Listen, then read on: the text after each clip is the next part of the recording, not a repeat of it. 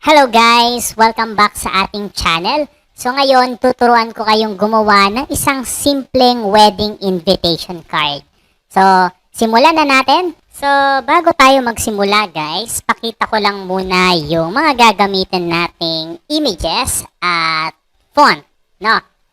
So, yung mga images na to, dinownload ko lang kay Google. Pwede ninyong hanapin siya. Mga bulaklak lang naman siya. So, kailangan din natin guys ng background. Ang klase ng background na i-download ninyo is ganito. Okay, ganito lang po. Then, nag-download lang din tayo sa the font ng font. Cream Candy yung pangalan ng font. Pwede ninyong i-download yan. Tapos, meron tayo ditong text para copy-paste na lang tayo para mabilis. Okay? So, simulan na natin. Open lang natin guys yung ating Adobe Photoshop. So, ito na siya. Create tayo ng document. So, yung size ng document natin, piliin na lang natin guys yung A4. Okay? So, kadalasan yung mga photo paper na mabibili ninyo ay A4 yung size. So, doon na lang tayo sa international paper na A4. So, lagyan ko lang ng pangalan, invitation, wedding, okay, or wed. Para naman sa orientation, make it portrait. So, portrait lang tayo para sa orientation. Resolution, dahil printing tayo, 300 ppi ang gagamitin. Okay na po yung RGB color kasi sa maliit na printer naman natin siya ipiprint. So, hit na lang natin yung create, guys. Ayan po siya. So, yung gagawin nating size ng invitation ay 3.5 by 5 inches. Okay? So, maglalagay lang muna ako ng ruler. Isang vertical at isang horizontal, guys. Ito po siya. Then, create tayo guys ng shape using rectangle tool. Click ko lang. Then, click ko lang dito sa gitna. So, lalabas yung create rectangle. Di po ba? So, yan. Pwede kang mag-type dyan ng 3.5 inches IN by 5 IN. So guys, yung size nung invitation card, so pwede nyo naman po na mas taasan or mas lakihan. So para sa akin, yung standard na lang na 3.5 by 5 inches na portrait. So pwede naman po na landscape yung gawin ninyo. Kasi yung sample natin ay portrait, so portrait po yung gagawin natin. 3.5 by 5, then hit ko lang yung OK. Ayan po siya. So, palitan ko lang muna ng kulay gray yung shape natin. Ito po yan. Okay? So, yan muna yung isa. I-duplicate natin yan mamaya. Pero bago yan, rename muna natin guys yung ating rectangle. Double click nyo lang. 1, 2. Tignan nyo yung mouse ko. Then, rename ko lang ng wed. Ayan. O, wedding in V. Enter ko lang. Ayan siya. Okay. Then guys, lagyan na natin siguro siya ng cutting line. Pwede naman po. Right click. Blending option. Lagyan lang natin ng simpleng cutting line. Pwede rin naman itong stroke na lang. Okay? Or yung stroke dito sa blending option. Yung magra-right click ka doon sa mismong wedding invitation na layer. Right click. Lalabas yung option. Blending option mo lang. Then hit mo lang yung stroke. Okay? So guys, yung stroke na ilalagay kasi natin ay cutting line lang po. Ito yung susundan nating linya kapag ikakat na natin yung mga invitation natin. So, set lang natin ng 1 pixel pencil, tapos kulay gray, yun na po yan. Okay? Yun na po yun. Pwede rin naman po na ito yung shape, mag-add ka na lang ng kulay gray sa stroke, mas mabilis. Ayun na po siya. So, meron na siyang stroke. Zoom ko lang para makita nyo yung tinutukoy nating cutting line. Ito. Hindi siya parte ng design. Okay? Pero kailangan po natin kasi siya para masundan kung saan tayo magkakat. Now, guys, ito na yung shape. Lalagyan na natin ng cutting line. Ang gagawin ngayon natin is i-convert natin siya sa smart object. Right-click mo lang. Tapos, hanapin mo yung convert to smart object. Ulitin ko. Right-click. Convert to smart object. Ayan po siya. Now, pwede na natin siyang i-duplicate. Ito yung shape. Pwede kang mag-hold ng Alt. Naka-move tool tayo. Move tool. Ito po yan. Move tool. So, by the way, guys, ang gamit nating software ay Adobe Photoshop CC 2018. Pero guys, pwede rin naman ito sa mga lower version tulad ng CS3, CS6, yung mga CS version. Okay? So, using Move Tool, hold tayo ng Alt, then drag. Unang bibitawan yung mouse bago yung naka-hold na Alt. Ayan siya. Hold Alt, then drag, hold Alt, drag, and drop. Ganun lang po. So, meron na tayong 4 na invitation card na rectangle. Tama po? So, yan siya. Ang gagawin mo lang, dahil naka-smart object na tayo, i-double click mo lang kahit na alin ang smart object. Double click. Ayan siya. Mag-o-open yung isang rectangle. So, kung mapapansin, nag-create tayo ng isang bagong tab. Okay, yan yung weddinginv.psb. Yung isa kasi PSD po yan. So, hayaan na lang muna natin siya. Basta mag-create po yan ng isang tab. Tapos, makikita nyo po yung rectangle ninyong ginawa. Meron pa dyan sa mga lower version, meron ka pang i-hit na okay. So, hit nyo lang yung okay para ma-access ninyo yung rectangle ninyo. Now, pwede mong palitan ng kulay kung ayaw mo ng gray. For example, ang kulay talaga ng invitation card mo is kulay puti. Okay? So, gawin muna natin siyang kulay puti dahil shape naman siya. Madali mo naman siyang mado-double click. Doon sa loob ng shape, double click, palit ka lang ng kulay. Ayun po yung kulay white. Now, ang gagawin natin is lalagyan na muna natin siya ng background. Okay, so open ko lang yung dinownload nating background. Ito po siya. So guys, kapag magdadrag or maglalagay ka, sorry, ulitin ko na lang. Kapag maglalagay ka ng images, ayan kasi yan. Kapag maglalagay ka ng images dun sa document na ginagawaan mo, pwede naman ito, drag mo lang, and then, hawakan using move tool, ayan o, hawakan, then drag, yun po siya. Ganun lang kadali. So, meron tayong basic nitong mga tools na ito. Pwede nyong balikan yung mga uploaded na natin video ng basic Adobe Photoshop tools. So, balikan nyo na lang. X ko na lang kasi na-drag ko na siya. So, bago ko siya i-resize, make sure na i-rename ko siya. Background or BG. Right-click, convert to smart. So, ganun lang tayo lagi, no? Kapag mag-a-add tayo ng object, convert lang natin lagi sa smart object para ma-retain yung quality ng image. So, na smart object ko na, Control-T, right-click, rotate 90 degree clockwise. Yan po siya. So, nag-rotate lang tayo.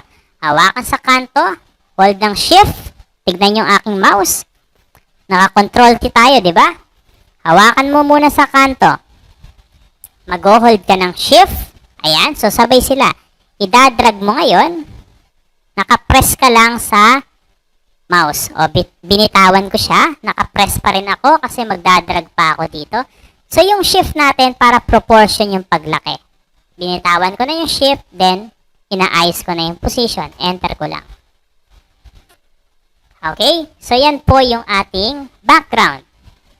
Now, lagyan ko lang babaan ko lang ng opacity. Pwedeng opacity or pwedeng fill. Basta active yung layer na yon, pwede mong mabago yung opacity niyan.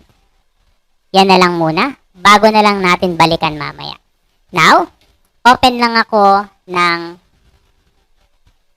bulaklak. For example na lang, itong bulaklak natin na to. Oops, sorry. Hindi ko siya na-check kanina. Hanap na lang tayo ng ibang bulaklak. Ito na lang, guys.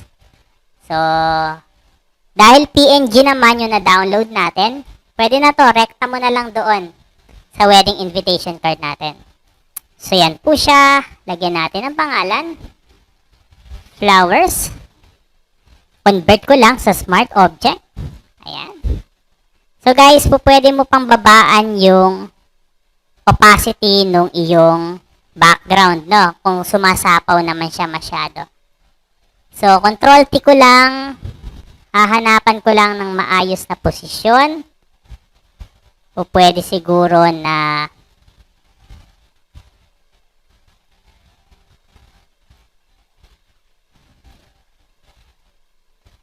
dito na lang sa area na to. Kunwari lang nakasilip, guys. Ayan siya. Then, open ulit ako ng isa pang bulaklak. O pwede na siguro ito. Drag ko lang. Close ko lang. Ayan. Resize ko lang, guys. Oops, sorry. Bago tayo mag-resize, convert muna natin sa smart object.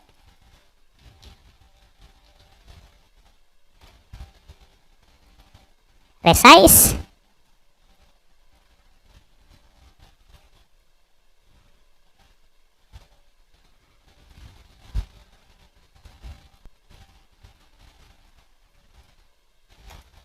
Okay, so bago na lang natin dagdagan mamaya. Now, subukan natin ngayon maglagay ng text. Add lang ako ng text. Nandito yung ating kopyahan. So, copy ko na lang. Then, ilalagay ko siya dito sa ating document. Palitan ko lang ng font. Ayan. Control T ko lang para lumabas yung karakter. Siguro pwede na dito yung Myriad. Itong simpleng font na to. Pwede na yan dyan. Tapos ang font, gawin ko na lang siyang 9. Maliit lang. Maliit lang muna. Tapos i-center ko po siya. Itong paragraph natin. Center. Ayan. So guys, pwede tayo maglagay ng ruler, ha. Ayan. Para makita natin yung sentro ng ating ginagawa. Okay. Character, balik lang ako. Nag-double click lang ako para ma-highlight. O pwede ba natin itong gamitin? Yung option na to. Ano nga ulit ito? Small caps. Ayan. Gawin ko na lang 10. Yun. Then, balik lang ulit ako dito sa ating kopyahan. Ihuli ko nang ilagay, guys, yung pangalan nung ikakasal. So, Sunday. Copy ko lang. So, kung napapansin, guys, hindi ko sila kinokopya ng isang buuan. Okay? Kasi, may hirapan kayong hanapan ng position kapag kinopya mo ng buo ito agad. Okay? Pakita ko po sa inyo yung ibig ko sabihin. Tapusin ko lang to. Ayan. For example, duplicate ko lang yung area natin na to. Ito yung tinutukoy natin, guys. Sample lang ito, no? Buburahin din natin to mamaya. Pwede rin naman ito. Ayan, kinopya natin lahat. Isang buuan. Copy. Tapos, using type tool, i-paste ko lang dito lahat. Pwede naman yan, guys. Yun nga lang, guys. Paano kung gusto mong ibaba yung San Sebastian, etong area na to, ilagay dito? Hindi mo magagawa kasi iisang layer lang yung text mo. Unlike sa procedure natin na to, ito. So, kung gusto mong hanapan ng maayos na position yung church, pati yung reception, magagawa nyo po. Kasi layer by layer ka naglagay ng text. Burahin ko lang ito, no? Burahin ko lang po siya. Ayan, burahin ko lang siya. Balik tayo dito sa layer by layer na text. Ayan po. Ayan. Ayan. Siguro mas okay, guys, na dito na lang tong area na. Ayan, yan. Lagyan na natin yung ating pangalan ng ikakasal. Unahin natin yung lalaki. I-click ko lang ulit yung small caps para mawala yung action na yon. So, ito si Albert. Hanapin ko na lang yung candy o yung cream candy na dinownload ko dun sa the font. Ito siya, guys. So, pwede kayong maghanap ng font dun sa sinasabi kong website, thefont.com. Ayan. So, Albert. Enter ko lang. Oops, sorry. Duplicate ko na lang itong text natin na to. Hold lang ako ng Alt, then drag. I-type ko naman yung Ana. Ayan. Para sa end, okay kaya na ito na rin yung font. And, tingin ko okay naman din na ito na rin yung font. Liitan ko pa. Ayan, guys. Yun yung maganda dun sa layer by layer. Diba? Dinuplicate ko lang yung text natin na to. Pinalitan ko using type tool. Pinalitan ko ng text. Ginawa kong end. Ayan. So, guys, kung mapapansin kapag nagre-resize ako ng text, ayan, nasa editing mode tayo, nasa editing mode. Mag-hold ka lang ng control, hawakan sa kanto, ayan, hold shift, then drag mo lang. Okay, meron tayong tutorial dito sa pagre-resize ng text. Pwede nyo po yun balikan. Kung hindi nyo naman to trip, pwede naman na mano-mano po dito sa character. Ayan o, hold control, hawak sa kanto, shift, then i-drag mo lang. Unang bibitawan yung sa mouse bago yung naka-hold sa keyboard. Drag down ko lang. Yan ang itsura niya. Okay? So guys, pwede pa tayong magdagdag ng additional design. For example, maglalagay ako dito sa area na to ng isang box. Tapos, naka-none yung fill. Then, yung stroke niya ay kulay. Siguro yung kulay na lang po nito. Ayan. Para mas okay. Maganda kaya yung kulay na yan. Gawin kong 4 pixel. Ayan. Tapos, buburahin ko na lang using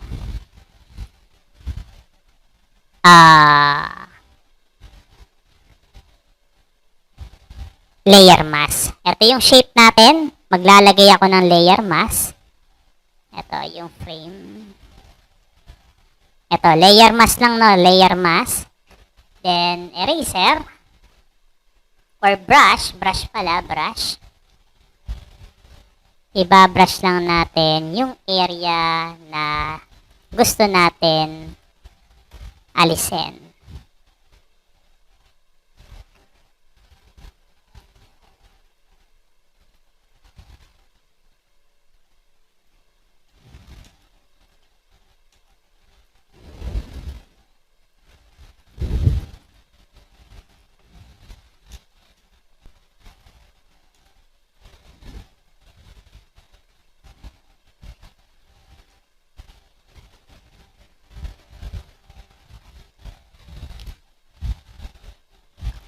Okay? Then guys, kapag natapos nyo ng lagyan ng design yung ating invitation card, for example, nagdagdag ka pa ng mga bulaklak, nagdagdag ka pa ng bell, kalapate, kung ano may idadagdag mo. Halimbawa lang, natapos mo na yung design, kapag sinave mo yung shape na to kanina, ito yung shape natin kasi kanina, yung plain rectangle. Kapag sinave mo ito, dahil naka-smart object siya, at nilayout mo siya dito, dinuplicate mo siya, kapag sinave mo to, automatic mag-a-update yung mga rectangle na to. Try ko lang, Control S. Ayun po siya. So guys, close ko lang yung weddinginv.psp na to. Close ko lang siya. Ito na po yung ready to print natin. Okay? So, yan yung outline na susundan mo sa cutting. 1 pixel lang naman po yan at gray yung kulay. Hindi na yan masyadong halata kung susobra man tayo sa cut. Okay? So, ganyan lang muna yung ating simpleng invitation card para sa wedding. So, bilang suporta guys, subscribe na lang kayo sa channel natin para updated kayo sa mga bagong o sa mga i-upload naming iba pang tutorial. So, yun lang. Salamat!